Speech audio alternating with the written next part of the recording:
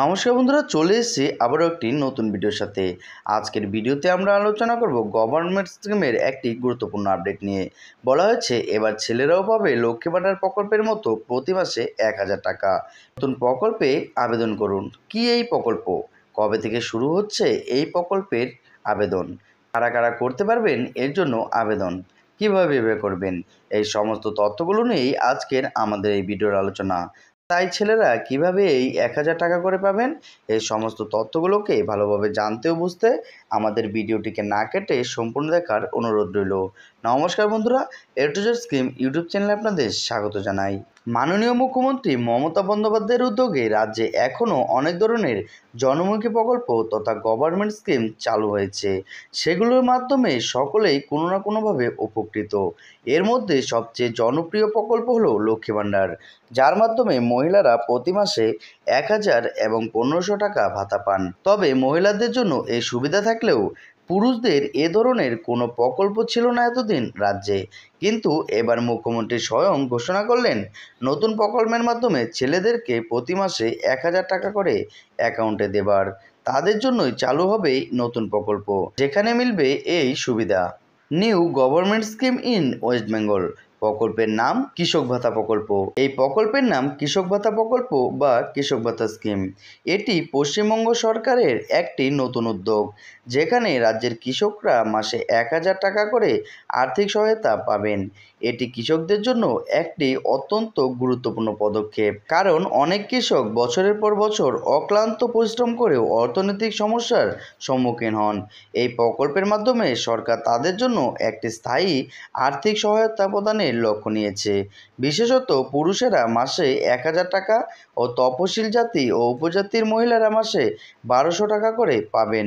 কৃষক ভাতা প্রকল্পের যোগ্যতা। কৃষক ভাতা প্রকল্পে আবেদন করতে হলে কিছু নির্দিষ্ট যোগ্যতা পূরণ করতে হবে। আবেদনকারীকে পশ্চিমবঙ্গের স্থায়ী বাসিন্দা হতে হবে অথবা অন্তত ১০ বছর রাজ্যে বসবাস করতে হবে। আবেদনকারীর বয়স ৬০ বছরের অধিক হতে হবে। তবে তপশিল জাতি ও উপজাতি কৃষকদের জন্য বয়সের সীমা ৫৫ বছর। আবেদনকারী কৃষকের নামে সর্বাধিক ১ একর কৃষিজমি থাকতে হবে। ভূমিহীন কৃষকরাও এই প্রকল্পের আওতায় আবেদন করতে পারবেন। আগে যদি আবেদনকারীরা কৃষক কেন্দ্রে অথবা রাজ্য সরকারের তরফ থেকে কোনো ভাতা পান, তাহলে তিনি এই প্রকল্পে আবেদন করতে পারবেন না। আবেদন পদ্ধতি। কৃষক ভাতা প্রকল্পের জন্য আবেদন প্রক্রিয়া সহজ এবং সুবিধাজনক। কৃষকরা আবেদন করতে পারবেন অফলাইনে। প্রথমে ওয়েবসাইট থেকে আবেদনপত্র ডাউনলোড করে নিতে হবে। সেটি একটি A4 কাগজে প্রিন্ট করে সঠিকভাবে নিজের হাতে পূরণ করে ফেলতে হবে। তার সঙ্গে প্রয়োজনীয় ডকুমেন্টস এবং জেরক্স কপি একত্রিত করে একটি খামে ভরে নিতে হবে। এরপর সেটি এসে স্থানীয় ব্লক কৃষি অধিকর্তার অফিসে জমা করে যেতে হবে। প্রয়োজনীয় নথিপত্র। কৃষক ভাতা প্রকল্পের জন্য আবেদন করতে হলে কিছু নির্দিষ্ট নথিপত্র জমা দিতে হবে। নথিপত্রের মধ্যে অন্তর্ভুক্ত থাকবে আধার কার্ড বা রেশন কার্ড, জমির মালিকানা তথ্য, শারীরিক অক্ষমতার শংসাপত্র, স্থানীয় পঞ্চায়েত প্রধানের শংসাপত্র, ব্যাংকের পাসবই, অ্যাক্টিভ মোবাইল নম্বর। আবেদন করার পর অনলাইনে আপনার আবেদন স্ট্যাটাস দেখতে পারবেন। আপনার আবেদন গৃহীত হলে মোবাইলে একটি মেসেজ চলে আসবে, আর প্রতি মাসে ব্যাংক অ্যাকাউন্টে টাকা ঢুকে যাবে। তো বন্ধুরা, এই ছিল ছেলেদের জন্য কৃষক ভাতা প্রকল্পের একটি গুরুত্বপূর্ণ আপডেট।